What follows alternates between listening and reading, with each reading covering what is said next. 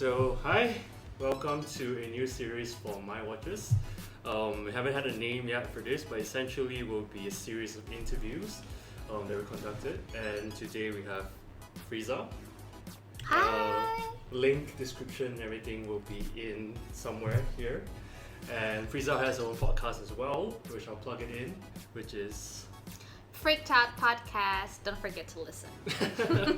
all right, so cool. So interestingly, typically such like interview like this is being done with watch enthusiasts to watch enthusiasts and stuff. But I thought since that My Watches is very much focusing on, I would say, educating or sort of bringing the world of watches to non-watch enthusiasts, and basically we're trying to be as welcome as possible to invite everybody, right? So interesting to get your perspective of watches. I would say non-watch enthusiasts Yes, or, yes. or non-watch lovers, no discriminating whatsoever. But so starting from there, right? I think maybe we can start off with what does watches mean to you? Like the first thing that comes to your mind when you say watches. Well, I mean, okay, I'm gonna be frank here. Like, I think when it comes to watch, what is watch? Just things that tells me time, but doesn't do more than that. Okay, so then what are your thoughts of people spending thousands, hundred thousands of dollars in watches and so on? What are your thoughts on that? Do you think it's a waste of money? Do you think you question why and so on? So maybe that's where I can come into the picture and sort of answer that question as well. Right.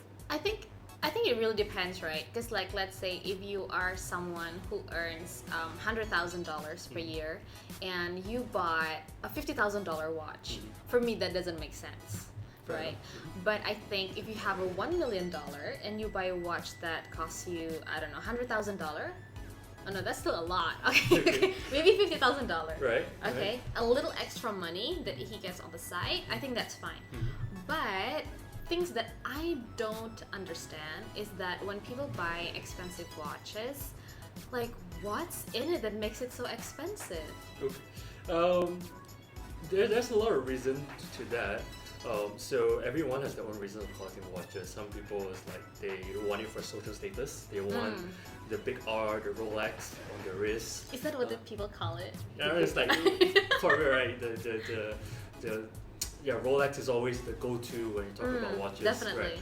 But in the world of watches, I mean, not the world of watches, the world of like watch enthusiasts, Rolex is not the top, right? There's like likes of Pateks and Vacheron Constantin and other brands that you may not even heard of, right?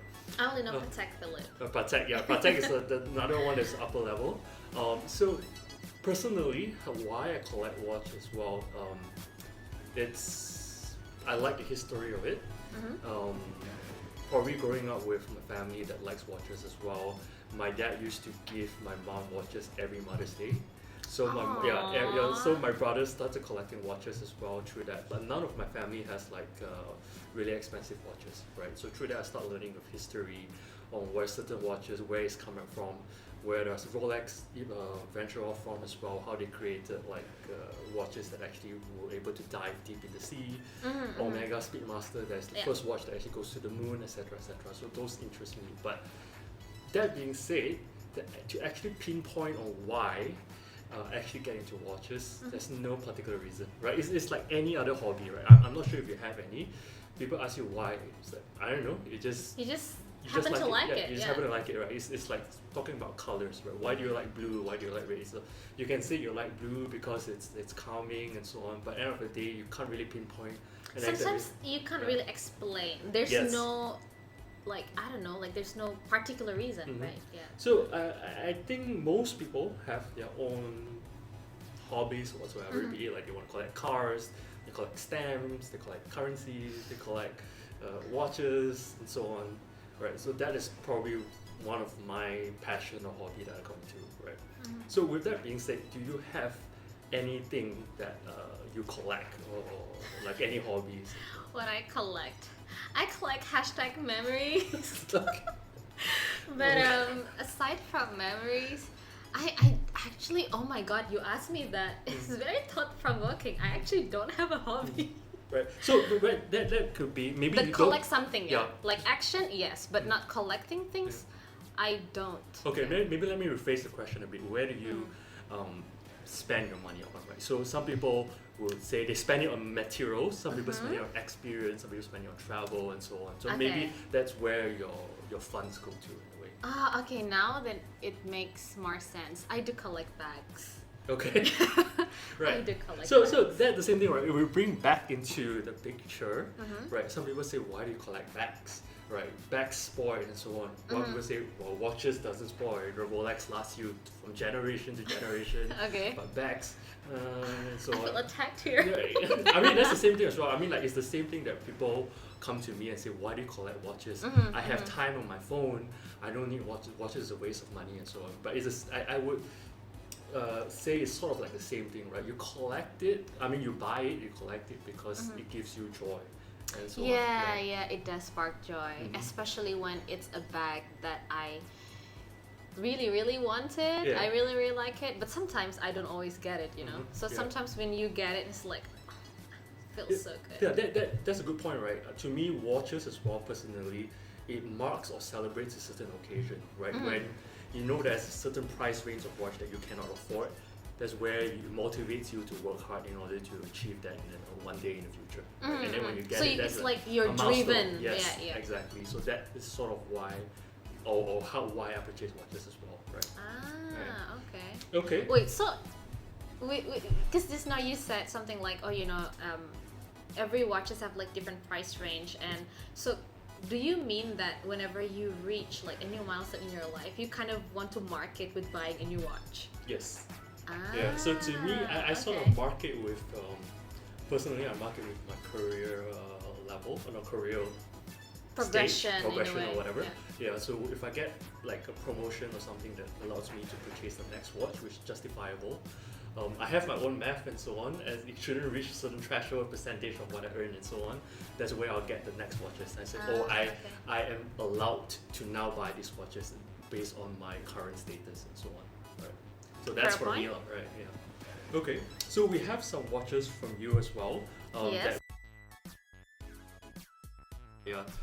For those who are watching it on YouTube myself, apologize for the technical difficulties.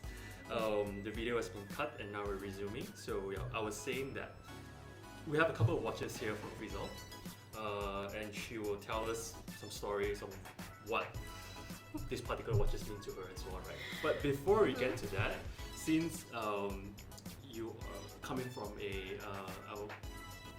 I don't like to use this word non-watch enthusiast. I don't know why I say this, but yeah, non-watch lover. Yeah, I got some of my collection right here. Just want to see like, what do you think about this, right? So over here there's 6 watches. This is not all of my collection, but most of it. Well, look at it. What do you think about it? Like first glance, which one caught your eye and why and so on? Okay, ooh. This is interesting. I like the Omega one. Okay. Yeah. And why? Because it's so macho looking, guys. Yeah.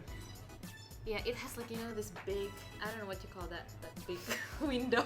Okay, the glass. Yeah. The glass. Yeah. It's, I don't know, it just gives you, if I could imagine, you know, like a guy that wears this, it's like so, know what they want in life, very driven. Right.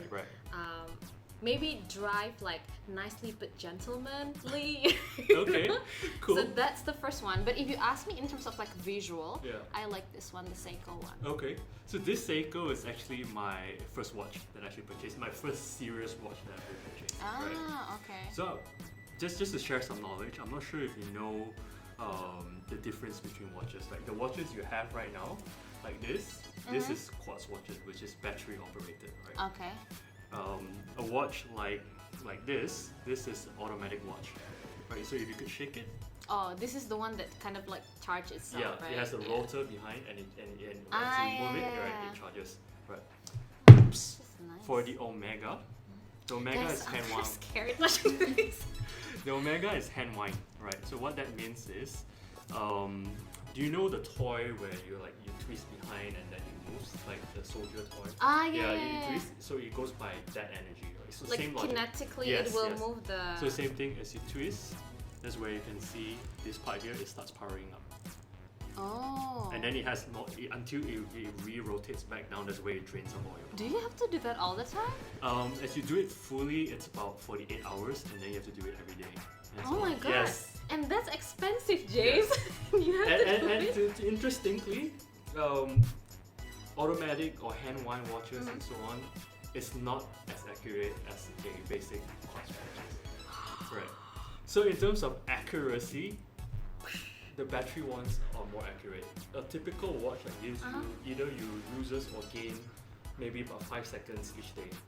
Oh, So okay. as it goes on, it gets less and less accurate. But why people like me like it is because of I would say the mechanism behind it, right? It has like probably thousands of gears inside. There's springs, there's gears, and different stuff like that in order to power and operate this.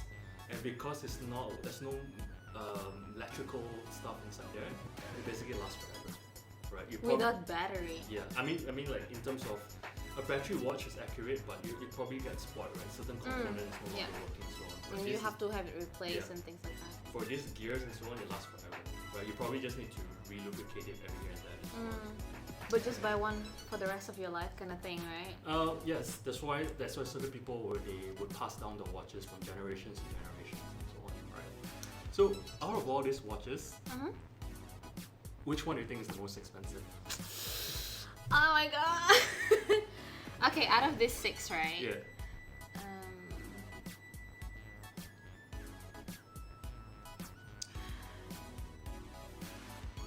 Probably the Rolex one. All right, fair enough. That's not a good. Let's take out the Rolex. Which one is the most expensive? Among all of these, Yeah. I would say the Omega one. Omega. How much do you think it costs? Can I ask like a range, or would you just say closer or? Sure. Yeah, I'll say, okay. yeah. I would start with like. Okay, let me start. How much would you pay for this? Yeah. Okay. Omega. So my family uses it like 15,000, 10,000? More. More. Yeah. 20. Okay, retail is about 20.5 retail. 20.5. Retail. Oh, Retail, yeah. okay. But you can get some discounts for here and there, right? So Why? Why do you get discounts? you get discounts from authorized dealer if they want to move the watch faster and so on. Right, Because they right. the salesperson get commission and so on. So sometimes they do offer some discounts. Okay. Depending on how in demand the watch is. For likes of Rolex, you're not gonna get discount because I'm not sure if you know, but Rolex are very hard to come by, right? If you want to buy it, you can't just walk into a store and just buy it. Yeah. Right? You have to wait some people wait for years in order to get what they Just want. to get what they want, yeah. Yes. So that's a little bit different for Rolex. You don't usually get discount, but for other models, you typically do. For this a 2-door Black Bay GMT. You don't get discount for this as well because it's currently pretty hyped. Oh, so it really depends on. Yeah. Okay. Depending on the current demand for it and how many people are waiting for it and so on. Okay. Okay. Yeah, let's not dive too much into this, but so Wait. So how much is this Rolex? how much is the Rolex? Because I get it. It was the most expensive one amongst the rest, it is, right? it is. Why don't you take a guess? Okay. I once wanted to have a Rolex. We'll get there. Why? Yeah.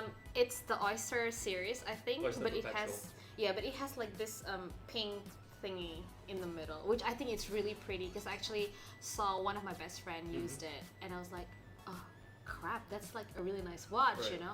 I didn't know it was Rolex, and then when she just, I was like, okay, that's a Rolex. So I did my research, and I think it was around 40 plus, close to 50,000 ringgit, I think. Depending what you look at, I mean, what type of Could model. be, yeah. And because Rolexes comes with even one model such like this is a date just. A date just ranges from like all the way from a certain like very very low range all the way up to like maybe even 3 digits, depending on how much diamonds it has, how much precious materials, Correct, and how. yeah. And then the stuff what you mentioned in the middle is probably mother of pearl or something like that. Yeah, and it has like the inside of that glass. Yeah. It looks like a shell or something. Yeah, mother of pearl. Yeah, Exactly. and then it has like diamonds. Yeah. Oh, it's so pretty. Yeah. So depending how much diamonds you have, it could be just one diamond. It could be diamonds everywhere. Correct. Right. Yeah. So- So that's why it could go. Yes. Okay. So this particular one, it's a all stainless steel model. Mm-hmm. White gold in this bezel. This here, right here, this shining thing. Okay. Here. Okay. This is white gold. This is about 32. Damn, son. Yeah. No mean to flex or anything, right? Yeah. This is just educational purpose, right? So So just to give you some sort of insights to my collection and so on. Right. So out of that, which one do you think is the cheapest? I think this one, this Young Hans. Young Hans. Yeah, Yeah. German-made watch. Oh. And why? I don't know, cause it looks like the simplest. No. No, it's the third cheapest. The third cheapest. Oh shit. Yeah. Sorry, guys. It's okay. This is not PC, but it's fine. Yeah. Oh wait, could it be the Seiko one? No, No? because it's this one here. Orient. Yeah. That doesn't actually look cheap. Interestingly, this is a gift from my girlfriend. She's got it from me. She's sitting right there, opposite behind the camera, and we have it engraved. She had it engraved for me. Yeah. Oh wait, where is it? Aww, that's really sweet. Yeah, it says you and I against the world and so on. So yeah, so certain things like this is probably very meaningful and sentimental for watch lovers to have something like this. Like right? there's a story that goes behind the watch. Yeah. But you know, good one. Doesn't look cheap, you There's a see? story how I got it engraved. She has to go highs and lows for that, James. Yeah. Well, I'm thankful for it, so yeah, that's good. Is that the reason why it's placed on the special box? Is this one of your special Yeah, box? yeah, of course. Like the ones that are probably not too valuable are sitting like probably on the counter or something. Yeah, I can see one on your counter now. Yeah. Alright, cool. So yeah, that's sort of like a peek into my collection. Now over to what you have over here. So we have 3 watches right here. Yes. Right here. So which one do you want to start off with? I think I start off with the Skagen first. Okay. So, okay, I don't necessarily like to buy watches, right? But my mom, she has a lot of watches. And I just steal from her and just don't return it back. I said I'll borrow, but I never return it. She doesn't particularly like brands that are popular. So she doesn't buy watches like Tag Heuer, like she likes Scandinavian brands. I don't know why, but this was, she has a few Skagens and this is the one that I really like. So I happened to borrow that I never returned, yeah. Okay. And actually I don't use it anymore, so that's why it's a bit dusty. Okay. I'm the type of person that if I have so many things, if I already like one thing, I usually just keep on wearing it every day. So I don't usually change a lot. The story behind it is that every time I see that watch, then I remember my mom, because like I remember to return it to her one day lah. Okay. Cool. Does she still remember you have this? Nope. No. Okay. Cool. So, She doesn't, cause she doesn't care, to be honest. But that's the interesting point as well, right? So, how much watches should one have is always a big question. Like even to watch collectors, right? I've always got asked, right? How much is enough? You only have Right? one wrist or max 2 wrists if you want to wear 2 watches. People always ask like, do you need that many? And how many?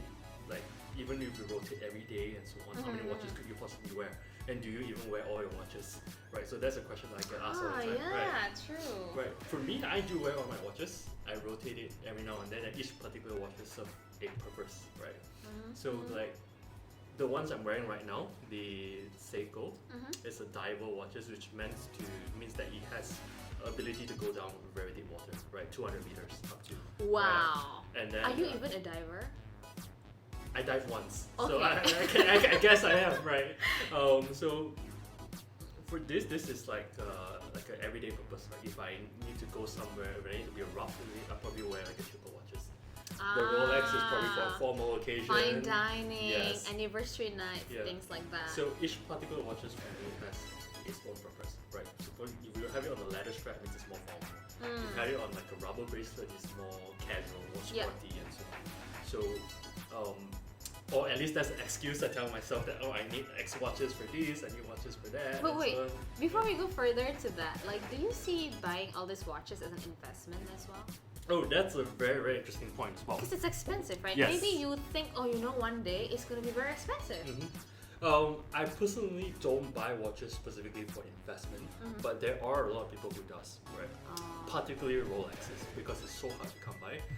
And long story short, there are shady people around that collaborates with the dealer and get a bunch of stock and resell it at a higher price as well. Right? So, like this cartel kind of thing. So imagine if I put it to more understandable context, it's like Yeezys, right?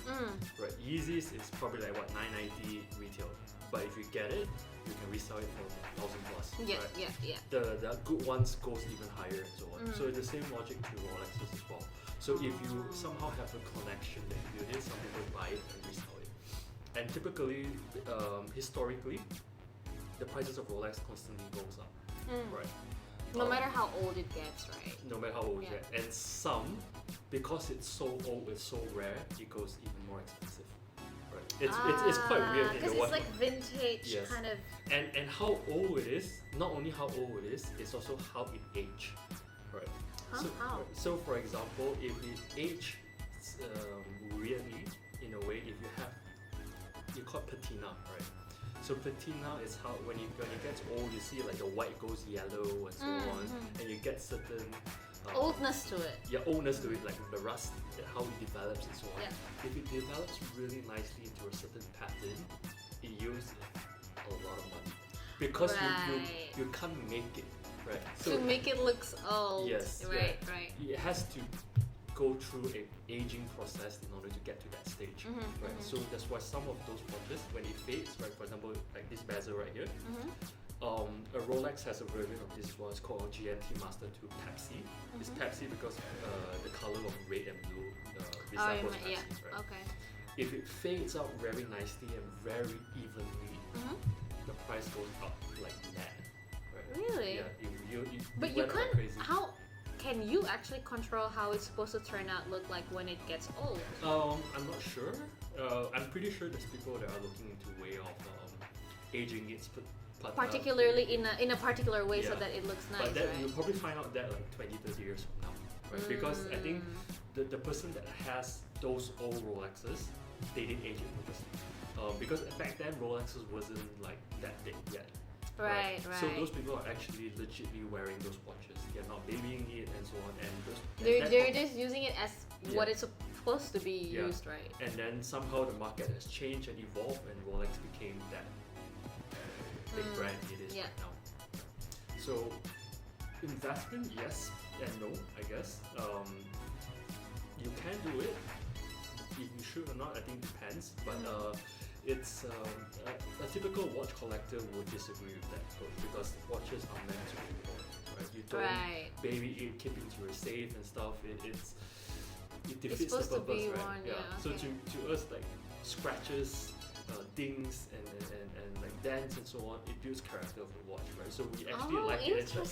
It's like, oh, if I get this ding here because I was climbing Mount Fuji or something like that.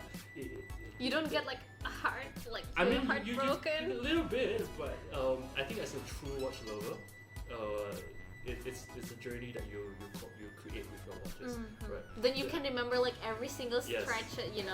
So all watches, for all vintage watches, whether it's polished or unpolished as well, is used different prices. Right?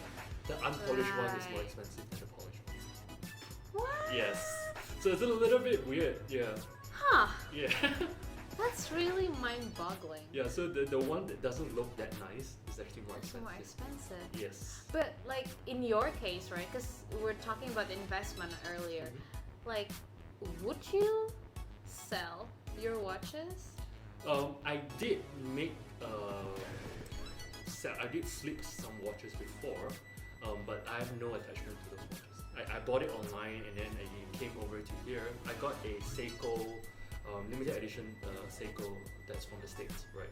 So it's limited edition, you can only purchase it at the States, and I got it shipped over to here.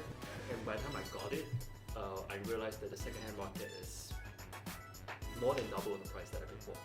Oh. Right. So I was like, I want to buy a bigger, more expensive watches, so I just figured that it's better off I sell it and I buy something else. But for watches that I have worn before, I honestly can't imagine me selling it. Right. My Omega, my Speedmaster, my Rolex, and so on, especially with those being a milestone watches for me. It just tells like a lot taking a story. part Yeah. of yourself, Like, right? I can literally sit down and tell you when I got it, why I got it, who I got it with, where I got it from, and so on. All those experience and memories I think will be with me as long as this watch is here. And then hopefully eventually you'll be passed down to my future kid. Right? And yeah, they'll be saying like, hey, when I got my first promotion, this is what I got, and then now it's your turn, and this is what is for you, and so on. Right. That's And really if my kid cute. ever sells my watches, I will disown them. That's for sure. Yeah. Hey you, future kid of James, listen to this.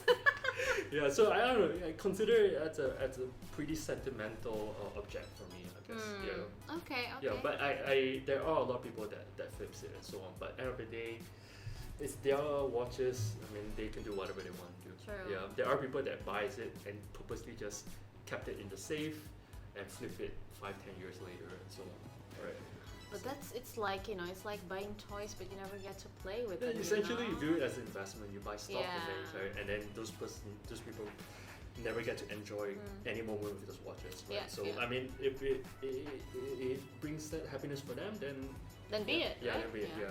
I think the most interesting thing about this talk sometimes is not just about the thing itself, about the watch. What I notice is that how I can tell like you're very passionate about it, because you can just tell from a person like, when they talk about something that they really passionate about, you can see it.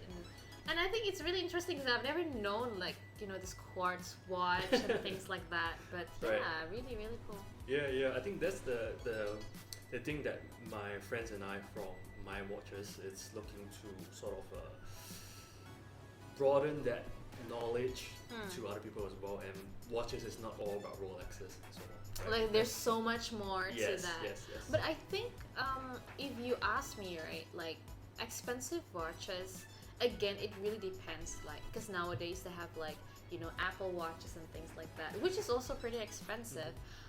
But again, like some people, they just don't budge with all this Fitbit, Garmin, and things like that. Because sometimes at the end of the day, they just want a simple watch that serves its purpose to tell time. Right. And sometimes that's just about it, right? So I think it really depends. But now I kind of see that it's never a waste of money, though. To each their own, I guess. To me, it's not. And to me, in fact, if you change the perspective around, right? My Omega, my Rolexes, and so on, in terms of percentage-wise, I will probably not make a loss. If any case that I do need to sell it for some emergency purposes and so on, I will not make a loss, right?